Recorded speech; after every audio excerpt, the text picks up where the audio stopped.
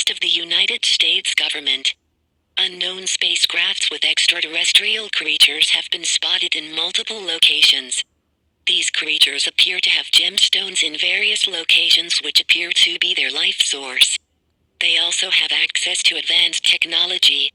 These creatures are not friendly, they have hostile intentions and want world domination. The creatures have been reported attacking and capturing civilians. Seek shelter in a basement or any other underground shelter immediately. If you cannot find or have access to these shelters, hide in a sturdy, secure concrete building. Do not attempt to make any contact with these creatures, as doing so may risk your life and safety. President Donald Trump will be making a speech regarding the situation momentarily. All regular TV and radio broadcasting will halt for this special announcement.